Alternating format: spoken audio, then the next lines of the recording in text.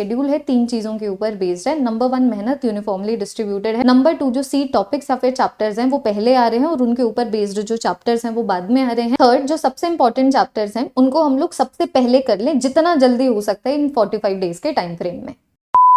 मुझे नहीं लगता कि किसी भी फिजिक्स की स्ट्रैटेजी वीडियो को बनाने में मुझे इतनी दिक्कत हुई है जितनी मुझे ये वाली वीडियो को बनाने में हुई है। 45 डेज का प्लान एवरीवन, 90 डेज रहते हैं अभी नीट के एग्जाम में। सो ऑब्वियस सी बात है पहले के 45 डेज हम लोग सिलेबस कवर करेंगे और बाद के जो 45 डेज हैं उसमें तुम लोग अपना रिवीजन वगैरह करने वाले हो। तो मैं पहले बता दूं कि ये जो वीडियो मैं उन स्टूडेंट्स के लिए बना रही हूँ जिन्होंने किसी भी रीजन से अभी तक फिजिक्स की पढ़ाई नहीं शुरू की है, इरिस्पेक्टिव ऑफ उन्होंने केमिस्ट्री या फिर बायो का उनका कितना हो चुका है या फिर हुआ है कि नहीं हुआ है, बिल्कुल irrespective of all of that ये जो स्ट्रैटेजी है तुम लोग इंप्लीमेंट कर सकते हो अगर तुम लोग 0 से स्टार्ट करते हो। अगर मैं 45 डेज का प्लान दे रही हूँ तो ऑब्वियसली बात है फिर वो इफेक्टिव भी होना चाहिए ना, क्योंकि लिटरली मैं मजाक नहीं कर रही। ऐसे भी कुछ स्टूडेंट्स थे जिन्होंने 2022 का एग्जाम दिया था, जिन्होंने मुझसे सिर्फ और सिर्फ 45 डेज ही पढ़ा था। 30 डेज का मेरा क्रैश कोर्स था, 15 डेज की क्वेश्चन प्रैक्टिस थी, वो बच्चे भी लेके आए थे 140 मार्क्स, ठीक है। तो मैं ये तो बिल्कुल भी नहीं बोलूंगी कि अगर तुम इन 45 डेज को बिल्कुल अच्छी तरीके से अगर रगड़ देते हो अपने आप को, अगर तुम्हें बेसिक आइडिया है कि भाई अगर मानो मैं बोलूँ फोर्स क्या होता है तो बिल्कुल तुम्हारी सिट्टी पिट्टी गुलना हो जाए, अगर तुम्हें उतनी फिजिक्स आती है, बिल्कुल बेसिक फिजिक्स आती है, तो फिर भी तुम लोग 45 डेज में थोड़ा सा गियर पकड़ के काम कर सकते हो और फिजिक्स में तुम एम लेके चल सकते हो कि 130 तक चले जाओ, 140 तक चले जाओ। मेरे स्टूडेंट्स ने ये किया हुआ है तो मेरा ये बोलना कि ये चीज इम्पॉसिबल है बिल्कुल गलत रहेगा। अगर रेडी हो इस प्लान को फॉलो करने के लिए, फिजिक्स की वजह से तुम्हारा सिलेक्शन ना हो इस चीज को प्रिवेंट करने के लिए, और एक अच्छे मेडिकल कॉलेज में अगर तुम लोग सीट पाने के लिए रेडी हो, नीट 2024 को क्रैक करने के लिए रेडी हो, तो अपने नाम के आगे एक डॉक्टर कमेंट सेक्शन के अंदर लिख जाओ। मैं एक चीज मेंशन कर देती हूँ कि अगर मानो तुम 0 से नहीं स्टार्ट कर रहे हो, तुम नेगेटिव से स्टार्ट कर रहे हो, ठीक है, तुम्हें ये नहीं पता 1 मीटर में कितना सेंटीमीटर होता है, तुम्हें ये नहीं पता न्यूटन किसका यूनिट है, तो फिर बाद में बहुत दिक्कत की बात है ना। I am not very sure how much effective this plan is going to be, लेकिन मानो अगर तुम उस कैटेगरी के स्टूडेंट नहीं हो, अगर तुम ये बेसिक बातें जानते हो, बस तुम अभी ना अपने फुल पोटेंशियल के ऊपर काम नहीं कर पाए हो, फुल पोटेंशियल के ऊपर मेहनत नहीं कर पाए हो, और तुम्हें एक ऐसा प्लान चाहिए जो एक फिजिक्स का एक्सपर्ट बनाए जिसके अंदर 3 चीजें अचीव हो रही हो। नंबर 1 कि जो मेहनत है वो यूनिफॉर्मली डिस्ट्रीब्यूट होनी चाहिए। ऐसा नहीं कि बिल्कुल जोरों शोरों से हम लोगों ने वीक 1 की तो स्टार्टिंग कर दी, वीक 1 को जैसे तैसे निपटा लिया, वीक 2 में कम एनर्जी होगी, वीक 3 तक जाते हुए बिल्कुल ही पलट गए, है ना, वीक 4 में पूरा ही लेट गए कि बस अब हमसे और फिजिक्स नहीं होगी, हम लोगों ने बहुत पढ़ लिया है। तो हमें ये सारी चीजें अवॉइड करनी है, हम लोगों को थोड़ा सा स्ट्रैटेजी से चलना है, सच दैट जो मेहनत है बिल्कुल इक्वली यूनिफॉर्मली डिस्ट्रीब्यूटेड हो, ठीक है। चाहे तुम ये वाले प्लान से चलो ना चलो बच्चों, लेकिन please make sure even if you are not following this plan, please make sure that if you are starting from 0 and if you are going to follow some other plan, maybe your plan, which is completely fine, make sure that these 3 things are being accomplished. Number 1 जो मेहनत है uniformly distributed होनी चाहिए। Number 2 देखो physics ना ऐसा subject है जिसमें आप CD by CD चलते हो। इसका मतलब समझ रहे हो? इसका मतलब ये है कि दूसरा कदम लेने के लिए पहला कदम तुम्हें लेना ही पड़ेगा। तुम 10वां कदम ले नहीं सकते अगर तुमने दूसरे तीसरे कदम नहीं लिए हैं।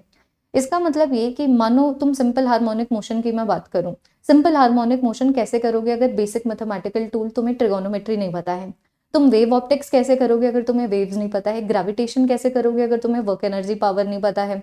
तुम इलेक्ट्रिक पोटेंशियल एंड कैपेसिटेंस कैसे करोगे अगर तुम्हें वर्क एनर्जी पावर नहीं पता है? तो ये थोड़ा सा ना ऐसा सब्जेक्ट है जिसके अंदर एक चैप्टर को समझने के लिए पहले कुछ चीजें, वो टॉपिक्स भी हो सकते हैं या फिर चैप्टर्स भी हो सकते हैं, वो आनी चाहिए। तो दूसरा जो मुझे दिक्कत हुई है वो ये स्ट्रैटेजाइज करने में हुई है कि अगर मैं कोई भी प्लान बना रही हूँ तो जो सबसे ऐसे टॉपिक्स हैं या फिर ऐसे चैप्टर्स हैं जो पहले करने चाहिए वो पहले हो जाए, है ना। क्योंकि मान लो अगर तुम्हें फॉर एग्जांपल नहीं आती है, बिल्कुल भी इंटीग्रेशन डिफरेंशिएशन नहीं आती है, और आज तुम मोशन इन 1D और 2D को करने बैठोगे तो ऑब्वियसली बात है तुम्हें नहीं आएगा। Not because motion in 1D and 2D मुश्किल है, लेकिन बट इट इज बिकॉज तुम जंग में चले गए हो बिना अपने हथियार लिए। तो ये जो हथियार है वो लेने बहुत इंपॉर्टेंट है। तो यही मेरी सेकंड मुश्किल थी, but don't worry, I have achieved it. I have made a schedule in a way जहाँ पर जो इनिशियली जो सीड टॉपिक्स होते हैं, जो सीड चैप्टर्स होते हैं, जिनके ऊपर बेस्ड होते हैं या फिर जिनके कुछ टॉपिक्स का इस्तेमाल होता है दूसरे चैप्टर्स में, तो वो सीड टॉपिक्स या फिर चैप्टर्स मैंने पहले रखे हैं। और फिर बाद में जो मतलब जो फंडामेंटल चैप्टर्स है वो मैंने पहले रखे हैं। Not a very accurate term for what I am trying to say, but you understand right. तो वो सी टॉपिक्स और चैप्टर्स मैंने पहले रखे हैं और सारे चैप्टर्स मैंने बाद में रखे हैं। तीसरी चीज बच्चों अब यहाँ पर ये है कि अभी ऑब्वियस सी बात है यार, टाइम तो कम है। तुम देखो ना 90 डेज में एग्जाम है तुम्हारा, अब हमें और स्मार्टली चलना पड़ेगा। ये जो पहले 2 स्टेप्स हैं वो काफ़ी नहीं है, एक और तीसरा स्टेप भी होना चाहिए, तीसरी रिक्वायरमेंट भी फुलफिल होनी चाहिए, जो ये है कि जो सबसे इंपॉर्टेंट चैप्टर्स हैं, मतलब वो चैप्टर्स जिनके ऊपर हर साल 2 या फिर 3 क्वेश्चन आते हैं और है ऐसे chapter, you can not deny it, ठीक है। हर साल अगर मैं पिछले 10 साल की एनालिसिस करूं तो कुछ ऐसे चैप्टर्स हैं जिनमें से हर साल 2 से 3 क्वेश्चंस आते हैं। तो ऑब्वियस सी बात है हमें चीज़ों को ऐसे स्ट्रैटेजाइज करना पड़ेगा कि वो जितना ज़्यादा जल्दी हो सकते हैं उतना ज़्यादा जल्दी कंप्लीट हो जाए। ये ध्यान रखते हुए कि सीड चैप्टर्स पहले आ रहे हैं, ये ध्यान रखते हुए कि जो मेहनत है वो यूनिफॉर्मली डिस्ट्रीब्यूटेड है ना, लेकिन जितना जल्दी हो सकता है ये चैप्टर्स उतना जल्दी खत्म हो जाए। तो मैंने ये तीसरी जो चीज़ है वो भी मैंने इस पर्टिकुलर शेड्यूल के अंदर डाली है।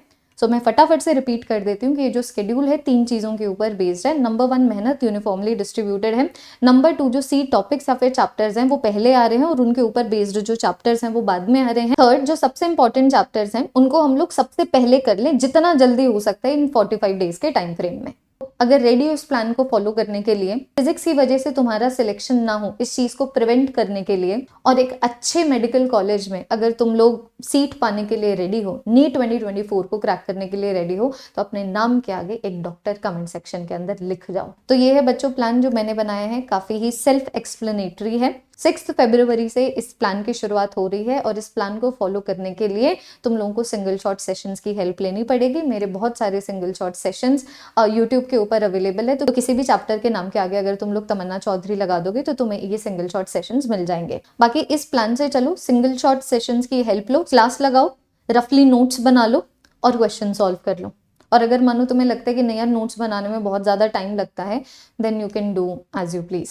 तुम लोग यहाँ पर देख पा रहे होगे कि हर संडे को मैंने ऑफ दिया है। This is the perfect plan, तो प्लीज इस प्लान को फॉलो करो। बाकी इस यूट्यूब चैनल के ऊपर ऑलरेडी एक सीरीज चल रही है जिसके अंदर हम लोग मोस्ट स्कोरिंग 20 टॉपिक्स को कर रहे हैं, जिनके ऊपर बिल्कुल गारंटीड तुम लोगों को 20 क्वेश्चंस देखने को मिलेंगे 2024 के एग्जाम में। इसका मतलब 80 मार्क्स तुम सिर्फ और सिर्फ उस सीरीज से गेन कर सकते हो। तो अगर किसी बच्चे को लगता है कि वो इन 80 मार्क्स को तो डेफिनेटली चाहता ही चाहता है, उसको इससे ज्यादा मार्क्स नहीं चाहिए फिजिक्स में, आई डोंट नो मैन, तो फिर तुम वो वाली सीरीज को फॉलो कर सकते हो। उसकी जो क्लासेस है मंडे, वेडनेसडे और सैटरडे इसी यूट्यूब चैनल के ऊपर होती है। अगर चैनल के ऊपर नए हो, चैनल को सब्सक्राइब कर लो और बेल नोटिफिकेशंस ऑन भी। इस चैनल के ऊपर जो तुम्हारी टीम जीएनडी है तुम्हें फिजिक्स, केमिस्ट्री और बायो के लिए गाइड करती रहती है, पढ़ा के भी और कैसे पढ़ना है ये बता के भी, और कहाँ से पढ़ना है ये बता के भी, और किससे पढ़ना है ये बता के भी। That is all everyone, thank you so much, adios.